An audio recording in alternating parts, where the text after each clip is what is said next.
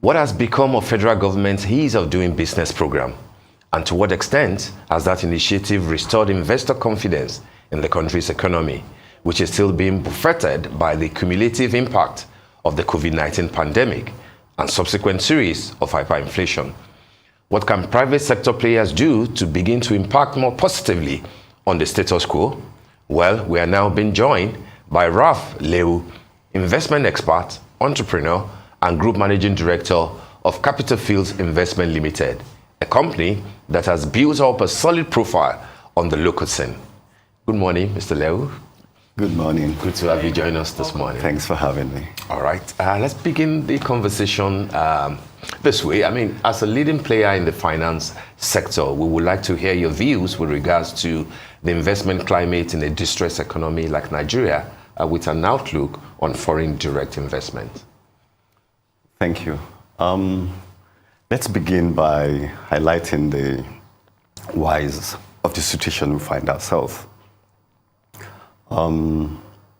Nigeria, as you know, is an import-dependent economy. We are a consuming rather than a producing nation. That's right. So what this means is we would typically all the time require to import. Virtually everything we consume in Nigeria are imported. I mean, what you find is, number one, besides the importation, you need to spend a lot of money to do that. Everybody, your driver, your clerk, the suits you wear, the shoes, you get to import them. Even the little things we import in the country, what you find out is the raw materials have to be imported. I mean, the things we consume are produced in Nigeria. That's right. And so we constantly need foreign exchange. Not that we don't get to export things, or we have export earners as a nation. But the problem is we're a monolithic economy. And it's oil dependent. And so we are constantly exposed to the vagaries of the market. In the global market,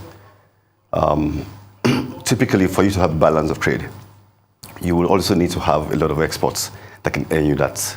But that's not the case in Nigeria. As you know, oil accounts for about 90% of our foreign exchange earnings. Yeah. And that's not healthy for us. Again, to make matters worse, we're not even producing as much as we should. I think OPEC recently increased our quota to 1.8, right. And we're doing 1.2 at the moment. That's not healthy. Yeah. Now, the other foreign exchange earners, like solid minerals and other human resources that we have, we're not at any optimum level to enable us earn as much as we should. And so you realize that for an economy like that, it's going to be constant pressure. And then when there are issues anywhere in the world, oil gets affected. And that's where we earn. And so it affects our ability, our foreign exchange. I mean, the economy, for instance, would suffer from imported inflation when we have such issues. Secondly, we can earn as much as we should. And so our external reserves get depleted at every point in time. And so for an investor, that isn't a very good investment environment for you. The climate is harsh. You're constantly struggling to make things happen for you. With particular reference to FDI, what we found out is investors now begin to lose confidence in an economy like ours. Where you have that, you're lucky if you can sustain them just holding on and watching things. But there are so many factors that can actually lead to captive flight because of that. Nigeria, for instance, our composition, we have diaspora investment as part of our FDIs. They are not only worried, we are experiencing capital flight at the moment, and that isn't good for us. The issues of insecurity, we have government and business policies not been very stable. We don't have clarity in our FX market.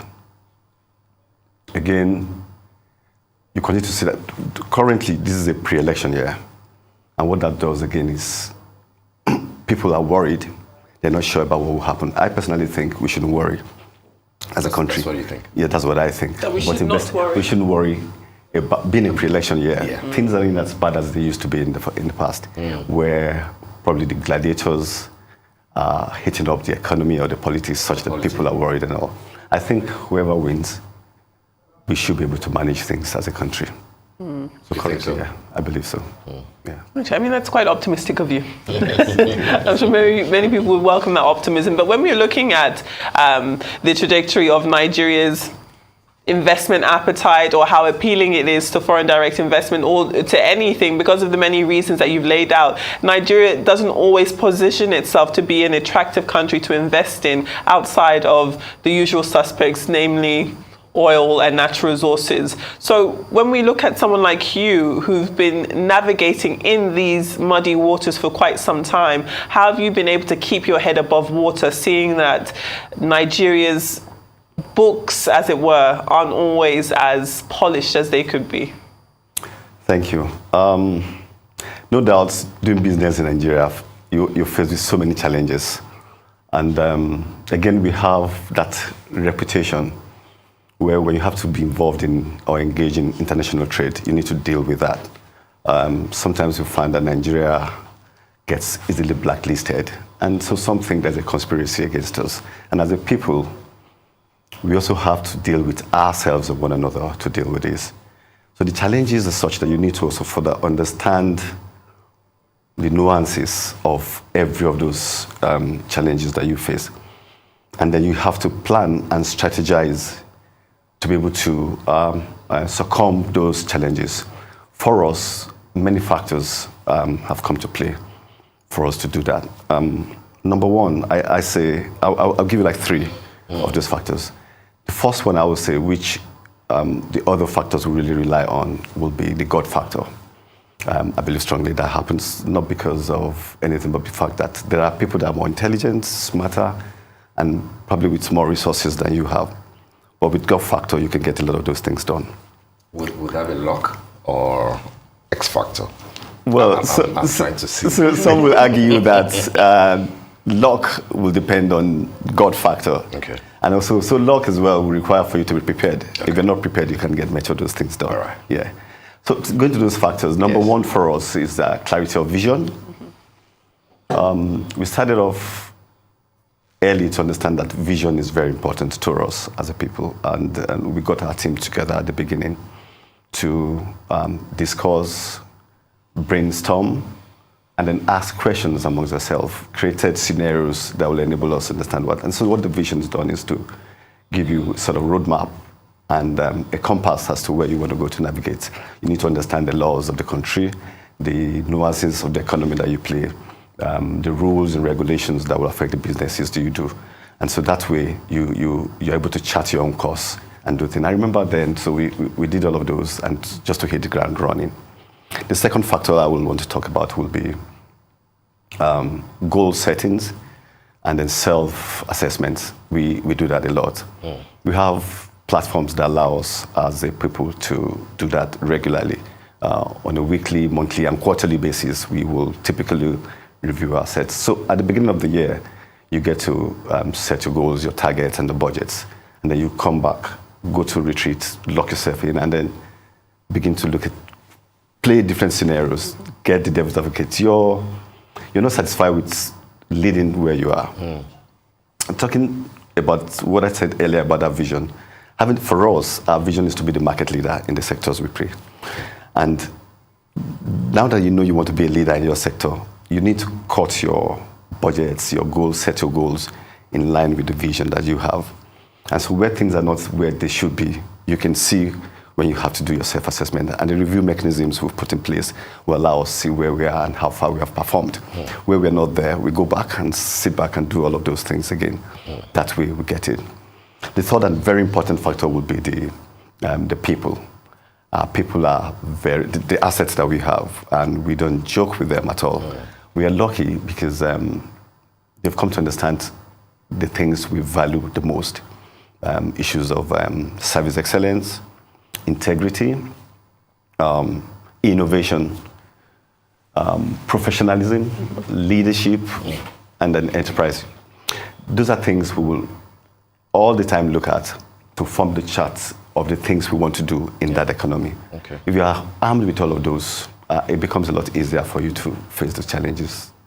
Okay, that's quite interesting. But talk to us a bit more about how you think that private, sector leaders like Capital Field, for example, can play more, cogent roles in economic resuscitation. This is a time that many Nigerians seem to be losing hope. But then when they look at, private players like your good sales, etc., they will be asking for more and looking for hope.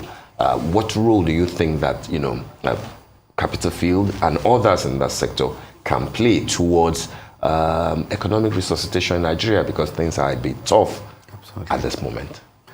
Thank you. I think the first thing I would talk about here would be environmental sustainability. Okay. It's very important. We need to sustain what we've got. Again, because of the peculiar positioning of our country, the environment comes to play. It plays a very, very huge role.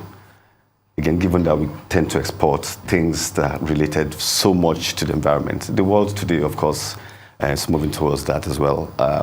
And there are treaties everywhere for people to sustain that. And so in the private sector, you need to do things that will help sustain that environment and then maintain what we've been able to have to stop or slow down degradation that we're facing today. Yeah. Particularly because as an oil-producing nation, for instance, nobody should preach this better than us. And we can see that. We tend to export agricultural produces. Yeah. Again, without the environment being where it should be, we can get the best out of that.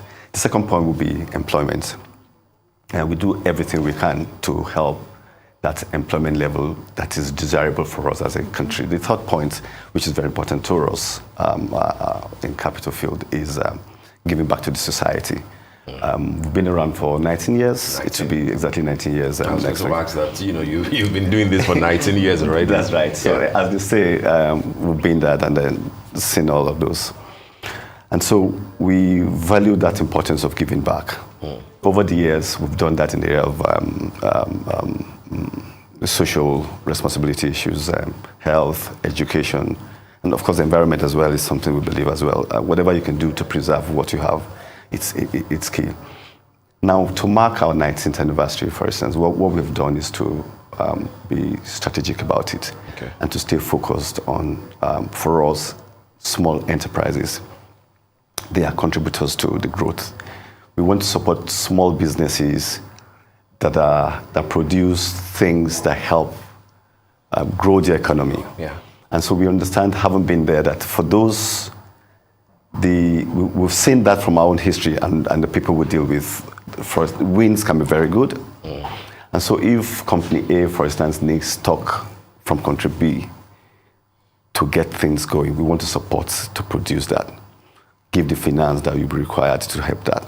And if company B will require certain supports or equipment or tools from C, we also want to be there to assist them to do that. We want to mentor, we want to support education, we want to, as much as possible, promote businesses that can work. And so what we have done is to, we have something called Capital Field Cash Up, which is what we've introduced. Cash Up, yeah. Okay. We've identified, to say, 20 businesses we want to support, Nigerian businesses, so that we can grow and give them cash gifts that can help grow what they have.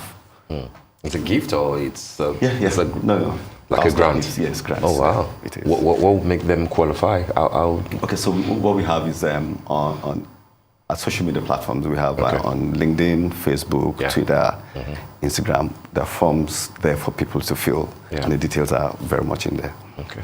All right, team. Well, before we let you go, I'm sure that there are many budding entrepreneurs who either want to go into capital investment or any other arena and are inspired by your story. 19 years in any climate is not an easy thing to do, much less here in Nigeria. So what type of advice would you give to budding entrepreneurs in terms of how to navigate the waters in this country and make it so that they can also celebrate decades in business?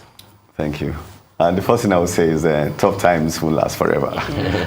It's tough in Nigeria today, no doubt. But I'll say to people, remember your vision. Stay focused to the cause. Stay strong. No challenges that are not surmountable. So once you get what it is that you want, you should also expect some of those challenges. Prepare for them. Believe in yourself and be strong in all of those things that you do. that way you will soldier on. All righty. All right, Mr. Ralphael, we want to thank you very much for joining us on the morning show. Thank you very much. Today, and we wish Capital Field the very best. Thank you. 19 years still staying strong. Exactly. Thank you. Huge Thank you. congratulations. Thank you Thanks, very I much. appreciate it. Thank you. All right.